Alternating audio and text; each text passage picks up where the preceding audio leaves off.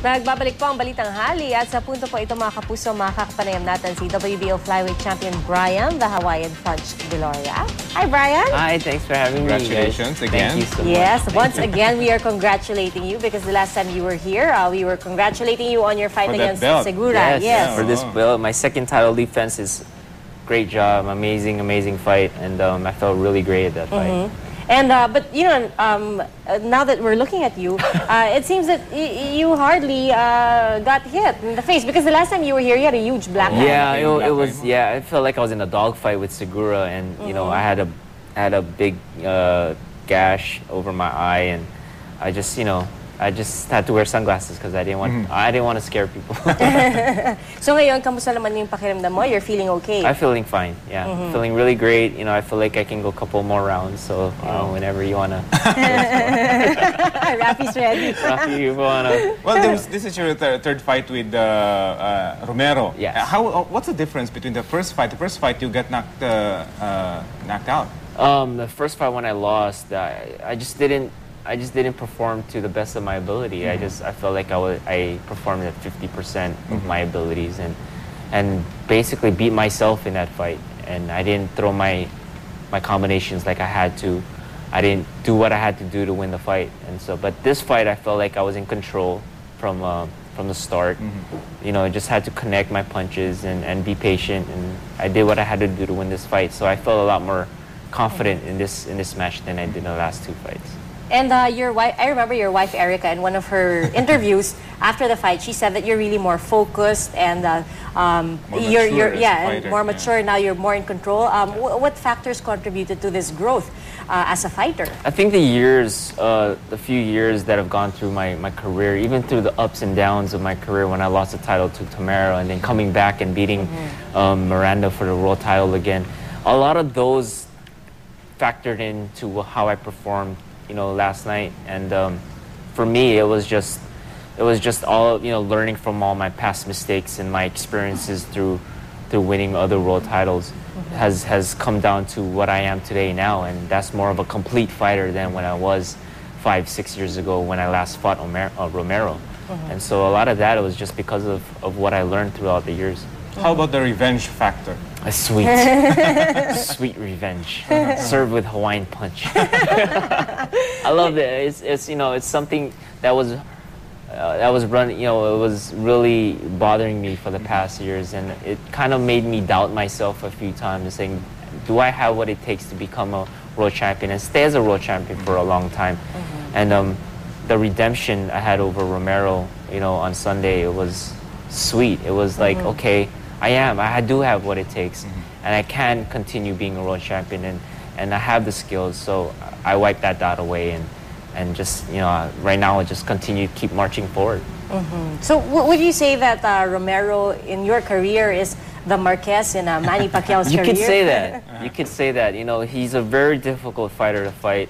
His style is so, you know, his elusive style, and his awkwardness in his step makes it really hard for anybody, not just myself, to fight, because you can't prepare for those type of fighters where, you know, what I say is that his in and out movement is like, you can't really time it. You know, it's like you try to predict what he's going to do, but he's so unpredictable in the ring that it makes it hard for you to set down on your punches. So I think it's the same way with Marquez, and so you can say that he is my nemesis or arch enemy. But in this last fight, you were very dominant. Right from the very start. Yeah, because of what I learned in the past and how I trained myself for this fight. It made it a lot more easier for me. And just the ability to just compose myself even though things were getting a little rough, because I could feel him trying to hit me behind the head or low blow me and trying to use dirty tactics to throw me off my game. But I kind of composed myself to continue on how to stay on the game plan and continue with how I fight. And some boxing analysts are saying this will end the career of Omar Nino. It might. I don't know what he's going to do or what he's planning, but for me, I think it enhanced my career, and that's all I could say. And you know, for me, I'm going to look to bigger, better fights, and maybe, you know, win more world championships. Who knows? You know, I just got to continue one fight at a time and continue what I'm doing right now and continuing to you know, train hard and be the best I can be every night, every time I step into the ring. So when you say bigger, better fights, does that mean that this early you're already thinking about who your next your next boxer will be, the next boxer that you'll be facing? You know, being a world champion, what I feel is this big target on your back. And so everybody wants Oh, okay, so they're all going to be lining up to meet you in the ring. Right now I look and I peek and there's a long line outside the door wanting a piece of me. So that's how I feel, and that's why I feel like I need to stay in the gym. You know, I told my coach after the fight in the locker room, I said, "Hey coach, I'll see you in the gym tomorrow, okay?" Wow. He laughed, he said, "Are you crazy? Get some rest, go on your honeymoon," you know, and I just feel like everyone's after this thing right here, which I worked so hard for, and I really don't want to give this up, you know, just yet, you know, or ever, and I just want to continue training hard and focus on what I need to do. So that's what I'm doing. And speaking of honeymoon, finally matutuloy na. Yes, we picked up on that word. Finally, Finally matutuloy. Do you have plans already? Do you know where you're going? Yes, we do. My wife has been planning this for years now. Yeah, she's here. Okay. And finally, I can hold my promise to her that I'm going to take her on a honeymoon. Wow. And our first stop is going to be in France. Go to Paris just to see the Eiffel How Tower. romantic. Yes. Very and then romantic. take a train to Italy and go to Tuscany and to the to Rome, which is going to be our last stop. No, we'll travel through, you know, Europe just to be alone, just to relax, like just one time in my life. Yes, to be able to relax. Yeah, just to relax and just to be together and finally take our long-awaited honeymoon, which I promised her a year ago, but couldn't because I had to fight Segura, Yes, you know, and that's I had right. to fight Miranda. And then you had to train again for Romero. Yes. Okay. Well, aside from your honeymoon, okay, on another note, we heard that you had a chance to meet Attorney Gozon, I did. our chairman, and I heard that you had a chess I match had with a him. really rough chess match with him. You don't have to tell us who won, but can you tell us about it? You know, I'm happy to say I did give him a run for his money, which kind of. Oh, there are the photos. Yes. Wow, looks like. It was intense. Look at my face. I'm like really but he's real. That's why he's the boss, you know.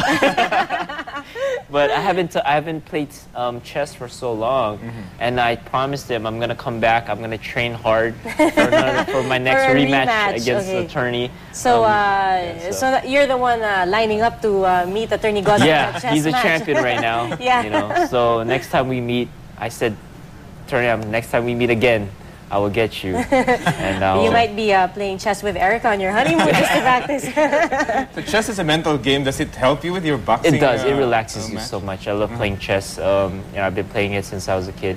But you know, I'm not really good. You know, don't expect to be some sort of you know, forest fighting you know, fisher or something.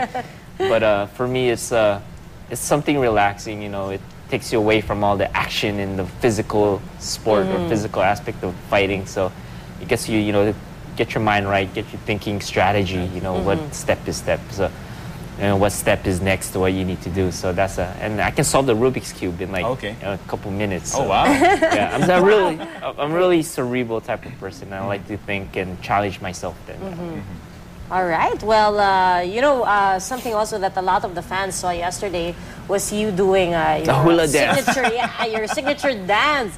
So, well, you know, we're not gonna pass up on the opportunity to ask if you but could. first, I gotta tell you do it about again. the history of my hula dance. As an amateur, you know, I was on the Hawaii national team to fight for the nationals. Okay. So, you know, to be a national champion, you have to go through regionals. You fight against the other states. So, in the United States, our team, Hawaii, promised each other, you know, my teammates. I was like, okay, if you win your fight, you got to do the hula.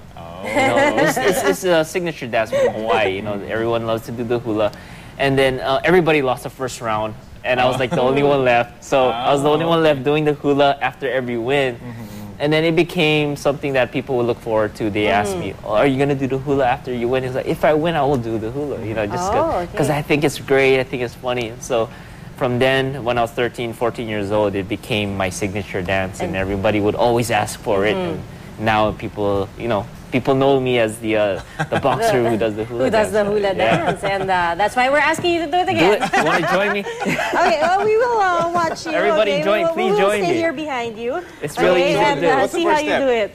first step is you gotta have the hips. Okay, maybe we'll just watch you then. Come on. Or call on Grace then- maybe And to join you. then you gotta wave your hands Okay. like the flowing ocean, you know, like really like this. Wow.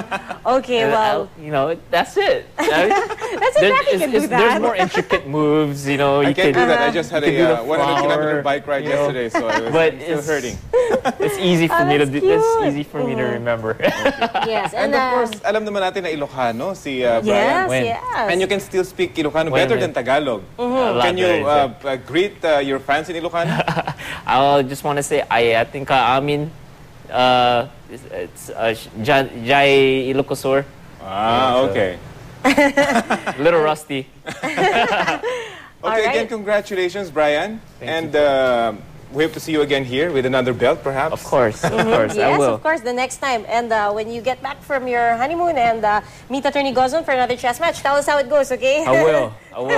Thank you so Attorney, much. I got you Congratulations. next time. Yeah, Thank nako. you. Yeah, baka he's watching right now. Congratulations. Thank you so much. Mga kapuso, si Brian Viloria po, syempre, ipinagmamalaki po natin ang ating Hawaiian Punch at kampiyon muli, no? Ng WBO Matagumpay na Flyweight. ipag Yes. laban yung kanyang kampyonato. Maraming salamat, Brian Viloria. Thanks, Salamat Brian. po.